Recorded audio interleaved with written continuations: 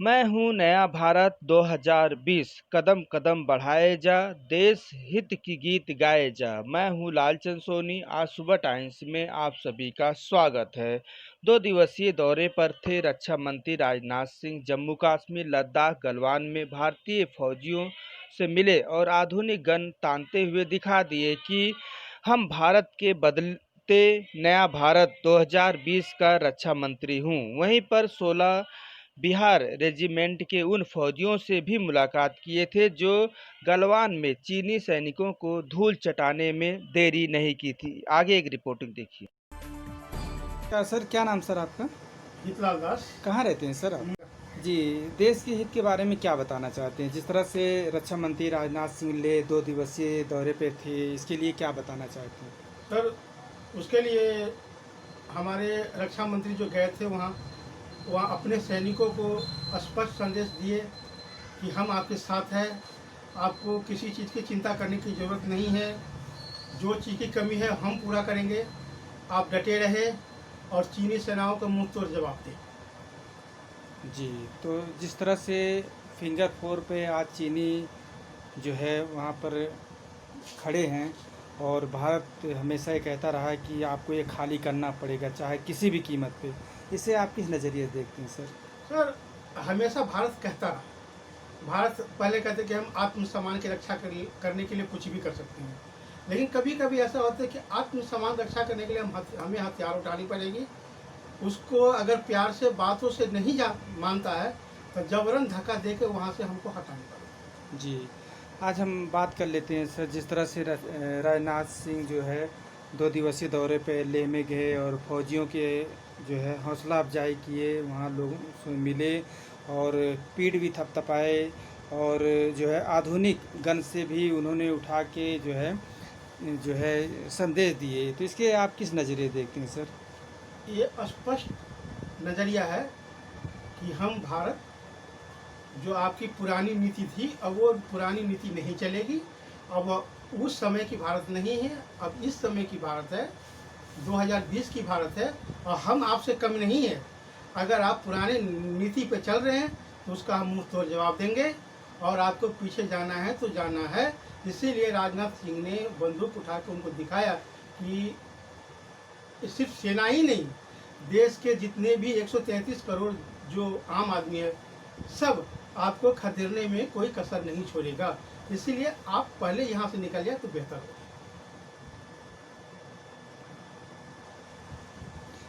जी, तो और क्या बताना चाहते हैं? आज जिस तरह से अमेरिका और अन्य देश रूस अपने साथ खड़ा हुआ है, ऑस्ट्रेलिया, जापान, इसे देखते हुए आप क्या बताना चाहते हैं उन दोस्तों को जो अपने देश के लिए खड़े हुए हैं, कदमों से कंधा से कंधा मिला के चल रहे हैं? सर, इसका मतलब ये है कि कोई खड़े हुए तो सबों के अंदर कुछ न कुछ स्वार्थ छुपी होती है। चीन से सभी देश तंग आ चुके हैं। इसीलिए चीन से जितने आदमी परेशान हो चुके हैं, जो देश, आज वो सभी भारत के साथ मिलकर कंधे से कंधे मिलाकर चलना चाह रहे हैं। अब भारत से आशा करते हैं कि आप आगे बढ़िए, हम सभी आपको साथ देंगे।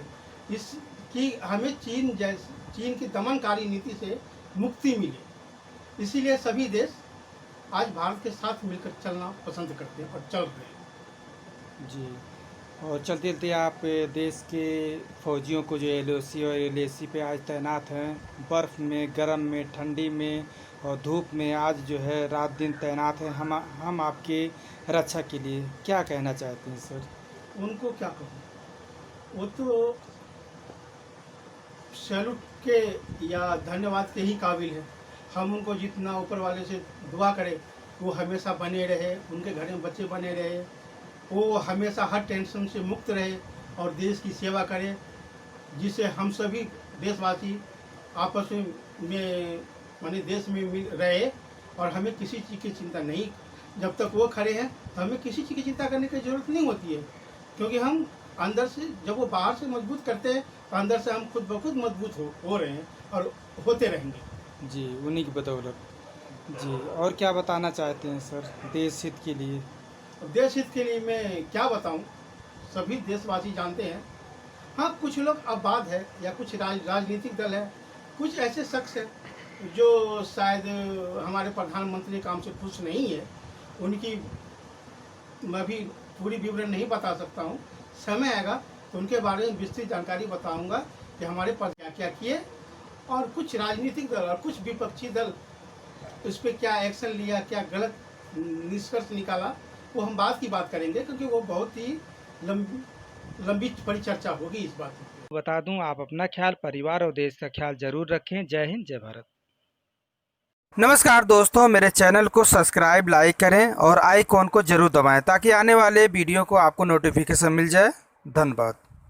स्वागत है सर आपका। और क्या बताना चाहते हैं, जिस तरह से आज देश बहुत बड़े संकट से गुजर रहा है, एक तो कोरोना के संकट से गुजर रहा है, उसके बाद फिर विभिन्न तरह के जो है चाइना और पाकिस्तान और नेपाल जिस तरह से हरकतें कर रहा है, इसे देखते हुए आप देश हित में क्या बताना चाहते हैं सर? देखिए, जहाँ तक बात है, कहते हैं कि जी जी। देखिए, कोविड की जहाँ तक बात है कि कोविड का मतलब है कोरोना वायरस डिजीज़। ये दिसंबर 2019 में हमारे सामने आया था, इसलिए इसको हम कोविड-19 के नाम से जानते हैं। और इस समय अभी अगर हम हिस्ट्री की बात करें तो जब भी चीन पूरी तरीके से घिर गया है अपनी पब्लिक के बीच, तो वो कुछ ना कुछ हथकंडे अपनाता है और इसमें वो इंटरनेशनल क्रिएट करता है और वहाँ पे नेशनलिज्म का सहारा लेता है ताकि वहाँ की पब्लिक उन पे उंगली ना उठाए। तो इसी में ये जो है ना, यहाँ पे कुछ ओछी हरकतें चीन कर रहा है और साथ ही जो पड़ोसियों को भी भड़का रहा है। पाकिस्तान और नेपाल को तो कभी नहीं भूलना चाहिए कि भारत इसे ही रोटी बेटी का सवाल है। हाँ, काफ़ी ज़्यादा जो है ना भारत उनका काम चलता है। तो इसमें मैं यही कहना चाहूँगा कि हम सभी को इसके लिए क्या करना चाहिए, भारत का पे आत्मनिर्भर होना चाहिए। हम लोगों को कुछ ना कुछ क्रिएटिव करना चाहिए। जैसे हम लोग दूसरे चाइनीज़ ऐप पे डिपेंडेंट हो गए थे या और चाइनीज़ आइटम पे डिपेंडेंट हो गए थे, क्यों ना हम लोग कुछ आपस में मिल के हम लोग रोते हैं कि जॉब नहीं है। तो उसके जगह पे अगर हम लोग कुछ लोग मिल के कंट्रीब्यूट करके पैसे इकट्ठे करके एक छोटा सा उद्योग शुरू कर सकते हैं और वहाँ से हम अपने आप को धीरे धीरे करके प्रोग्रेस करके और आत्मनिर्भर भारत बनाने में सहयोग कर सकते हैं, जैसे कि हमारे माननीय प्रधानमंत्री ने कहा। जी राकेश जी, जिस तरह से प्रधानमंत्री श्री मोदी जी लगातार लोगों को प्रोत्साहित कर रहे हैं, कोरोना से बचो और आत्मनिर्भरता बढ़ाइए, और बहुत सारे ऐप भी जो है भारत में लॉन्च भी हुआ है, इसे देखते हुए आप जो है प्रधानमंत्री मोदी जी जिस तरह से बोले हैं, इसे आपने क्या सीखे अभी तक का? देखिए, मैं तो पहले से ही मोदी जी ने जैसा कहा उनसे उनके कहने से पहले से भी मैं स्वदेशी को ज़्यादा प्रीफर करते रहा हूँ।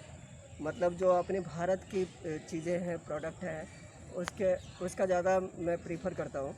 तो इसमें मैं ये देखता हूँ कि प्रधानमंत्री के आह्वान का देश के युवाओं इस वक्त मैं नेहरू विहार में हूँ और आपको दिखाना चाहता हूँ, चलते चलते मुझे सतीश वर्मा जी मिले और अपने रूम पर ले गए। उनसे बाकायदे इंटरव्यू किया गया और आपको बताना चाहता हूँ, कोचिंग कर रहे स्टूडेंट आज वर्मा जी लगातार हमसे रूबरू हुए और बताना चाहते थे कि स्टूडेंट अब यहाँ से नहीं है, कुछ ही लोग हैं जो यहाँ रह रहे हैं और जो डर के मारे अब नीचे भी नहीं उतर रहे हैं। जैसा कि देखा जाता है, आसपास रहने वाले लोग चीन के बॉर्डर जो पर यहाँ रोजगार मिला करता था, जो लेडीजें यहाँ जो पर हमारे खाना बनाने आती पर थी, खड़े आज हुए भी हैं, काफ़ी कोरोना कैसे वायरस सल्यूट ने करते हैं जिस तरह सर से लोगों को प्रभावित किया है, या बहुत ही खतरनाक कर दिया है लोगों को। और लोग आज जो है एक दूसरे व्यक्ति से हाथ नहीं मिलाना चाहते और खाना तक नहीं बनवाना चाहते एक दूसरे से। तो मैं आपको बता दूं, नॉर्थ दिल्ली में का एरिया है और मुखर्जी नगर नेहरू विहार ISPCS कोचिंग करने वाले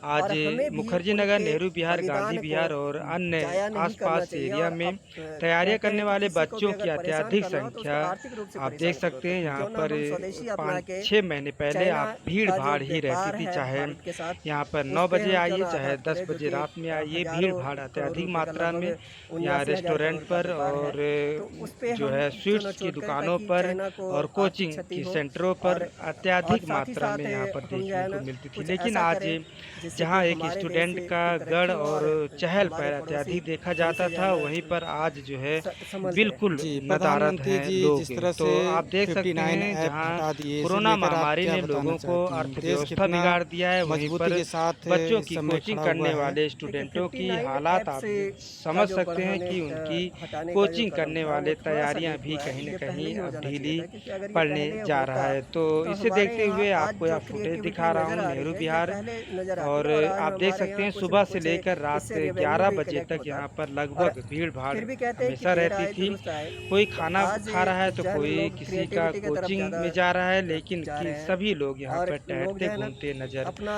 आते कुछ थे। हुनर सभी दिखा का रहे हैं और आर्थिक स्थिति खराब देसी है, चाहे की आम व्यक्ति हो कंट्रीब्यूशन या लाखों रुपए देश के लिए महीना कंट्रीब्यूट कर रहे कमाने हैं। वाले जी, राकेश झा जी, कोचिंग सेंटर हम सब वाले नहीं हों, चाय हम सबको बेचने नहीं वाले पता हों था, या लेकिन लाखों दुकानदार, करोड़ों सभी को रुपए चीन कोरोना को इस जो है काल जा में रहा था इसी संकट ऐप से से, जो 59 है ऐप सभी से। को तो इसे प्रभावित किया है। इसे देखते आप देखते हुए आप चीन बहुत प्रभावित मजबूत हो रहा किए था। गए तो इसे कोरोना देखते काल हुए में भारत स्कूल हो सरकार ने या अच्छा आम कदम उठाया कोचिंग है। सभी से बिल्कुल बिल्कुल नया तरीकों से भी भारत ऑनलाइन अब पढ़ाई सरकार चालू कर दी हैं, का ये लेकिन कदम ऑनलाइन सराहनीय है और क्लास में और बहुत फ़र्क बहुत पड़ता ही है। मैं कोचिंग करने सरकार को वाले सैल्यूट करता बच्चे हूँ कि जो उन्होंने है बहुत अच्छा फैसला लिया अत्यधिक जिससे और हमारे जल्दी समझ में आ जाता युवाओं है, को कुछ लेकिन वहीं करके पर दिखाने का ऑनलाइन जो अवसर है मिला, कोचिंग करने वाले अपॉर्चुनिटी मिली। स्टूडेंट को कुछ इसलिए मैं लोगों को भारत समझ सरकार को भी नहीं धन्यवाद आता देता है। हूँ। इसे